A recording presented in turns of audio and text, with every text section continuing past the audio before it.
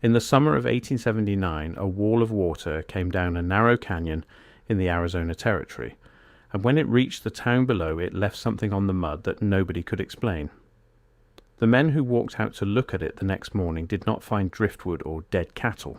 They found bones, long bones, bones laid out in the drying silt that, when a man stood beside them, made that man look like a child.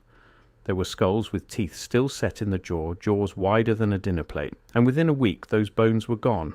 Not buried, not studied. Gone. Carted off by men who arrived with money and left with crates, and the only record we have is a handful of newspaper lines, a freight receipt, and the quiet fact that the people who saw the giants were paid very well to stop talking about them. To understand what happened in 1879, you first have to understand what a flash flood actually does in that country. The canyons of central Arizona are dry for most of the year. The rivers are beds of sand and stone with bare... I have to pause here for a second, because what I just described, that is one case from a much larger pattern. There are 35 documented cases in a document I put together. Different cities, different decades, different types of evidence. Every single one follows the same sequence: discovered, documented, acquired, disappeared. I could not fit all of it into a video. It's in the pinned comment below. Find it before we continue. Barely a trickle running through them. But when the summer storms break over the high country, the water has nowhere to go. It gathers in the side canyons, it funnels into the main channel, and it comes down all at once in a brown wall that can stand 15 feet high and move faster than a horse can run. That water does not just carry mud, it tears the canyon apart, it rips out the banks, it undercuts the cliffs, and it pulls loose whatever those cliffs were holding. And the cliffs of that canyon have been holding their secret for a very long time. The town that received the flood was a small mining settlement. We will not give it the name the newspapers used, because the name was changed twice in the decades that followed, and the records were deliberately confused.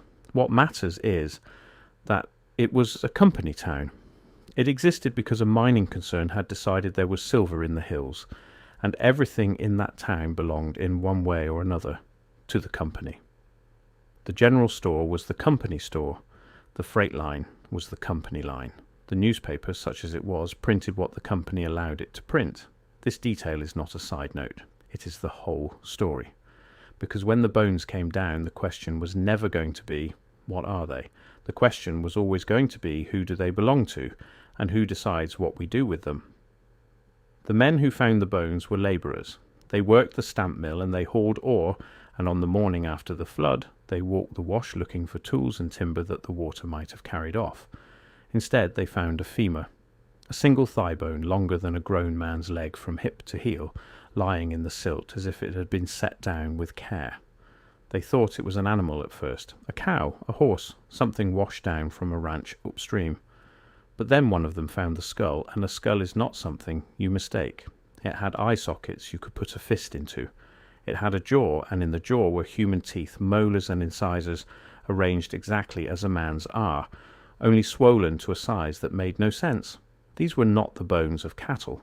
These were the bones of people, and the people had been enormous. By midday a crowd had gathered. The bones were not in one place.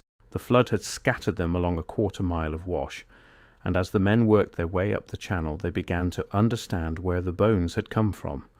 High on the canyon wall, where the water had torn away a shelf of soft rock, there was an opening, a cavity in the cliff, and from that cavity more bones protruded, pale against the red stone, as if the flood had cracked open a sealed room and spilled its contents down into the valley. Some of the men wanted to climb up. A few did.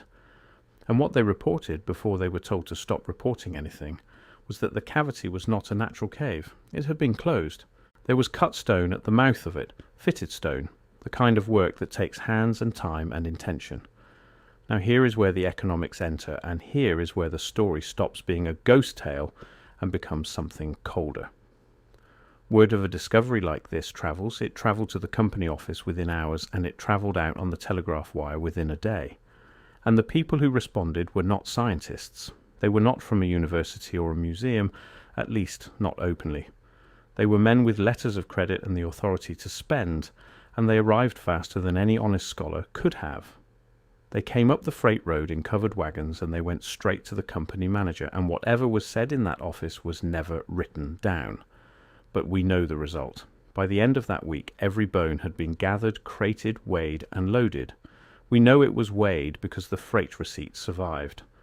A single yellowed receipt for a shipment of, in the language of the document, mineral specimens, weighing just over 1,100 pounds, consigned east, freight prepaid, handling to be done by company men only. 1,100 pounds of mineral specimens. There was no mineral strike that week. The mine's output for that month was ordinary. So what weighed 1,100 pounds and had to be handled only by trusted company men and shipped east under a false description? The answer is lying in the silt of that wash, and it was being shipped to someone who had paid in advance to make it disappear. Look closely at that receipt and the strangeness only grows. A freight bill from that era is a plain and honest document, because freight was charged by weight and by class, and lying about either one cost the shipper money or got the goods seized. Ore was ore.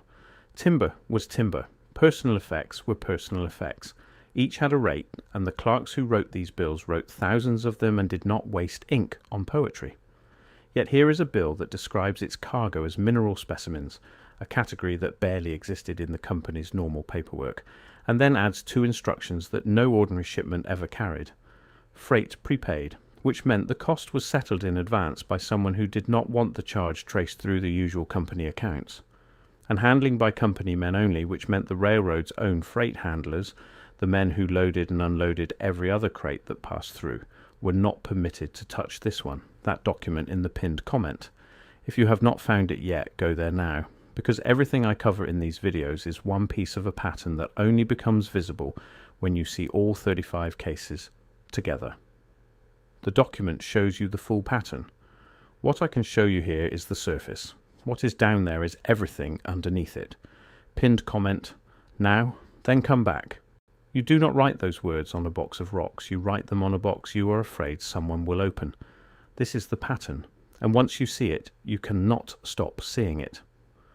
All across the American frontier in the second half of the 1800s, there are accounts exactly like this one.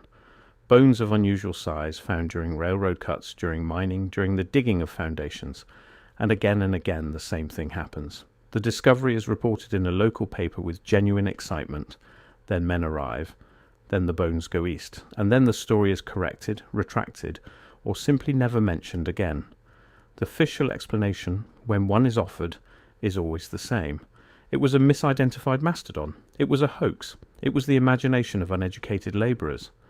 But labourers who handle cattle every day know what a cow bone looks like, and a hoax does not weigh 1,100 pounds, and a hoax does not require men with letters of credit to ride through the night to reach it first.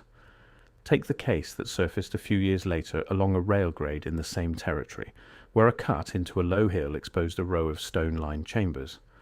The track crew reported them up the line, work was halted for 2 days, and a special car was attached to the next train through. The foreman's logbook noted only that the delay was caused by the recovery of specimens for the company's eastern offices. Specimens again. Always specimens, never bones, never bodies, never the thing itself. The men on that crew were transferred to separate sections within the month, scattered down the line so that no two of them worked together again. And a track gang that has been deliberately broken up is a track gang that someone did not want comparing notes. The economic logic is identical to the canyon. A discovery is made by ordinary men who have no reason to lie. The institution that controls the wages and the freight and the future of those men steps in, and the discovery is converted quickly and quietly from a public fact into private property. So who profited? That is the question revisionist history forces us to ask, because nothing moves that fast and that quietly without money behind it. Consider what a verified discovery of giant human remains would have meant in 1879. It would have upended the story that the entire country was being sold about itself. The land was being cleared and settled on the understanding that it was empty, or near enough, and that whoever had been there before was simple, primitive, and gone. A canyon full of the carefully entombed dead, people of immense size who built fitted stone walls to seal their tombs, was not a curiosity. It was a contradiction. It said someone had been here first, someone capable and organised, and that the empty land was not empty at all. That kind of fact has a price, and there were men in that era wealthy enough to pay it. There is a name that recurs in these stories, never proven, always whispered, and it is the name of the great natural history collections that were being assembled in the eastern cities during exactly these years. These were the decades when the robber barons were competing to fund museums to stock them, to put their names on the marble. A collection is only valuable if it tells the right story. A bone that tells the wrong story is not an asset. It is a liability. And the simplest way to manage a liability is to acquire it and then control it, to lock it in a basement drawer with a catalogue number and no public display, where it can be neither studied nor denied. Understand the money at work here, because it is the part the ghost stories always leave out. A museum in that era was not a charity. It was an instrument. The men who built them had made fortunes in railroads, in mining, in the very industries that were carving up the western land, and a museum was how a fortune bought respectability and bought the authority to say what was true. Whoever endowed the hall got to approve what hung in it. Whoever funded the expeditions got to decide which findings were published and which were filed away. This was not a conspiracy in the cartoonish sense, men in a room agreeing to lie. It was something quieter and far more durable. It was the ordinary working of capital, which acquires what threatens it and stores what it cannot sell. A giant in a glass case raises questions that cost money to answer. A giant in a locked drawer raises nothing at all. We are not saying we know which collection received that £1,100 shipment. We are saying that the shipment was real, that it went east, and that it was never seen again, and that this is exactly what would happen to evidence that powerful people had decided the public was better off not seeing. What happened to the town?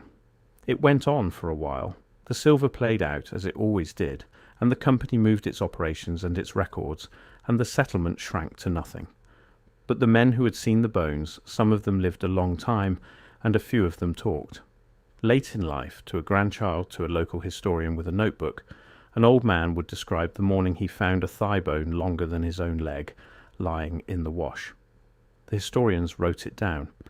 The accounts agree on the details in ways that coordinated liars rarely manage.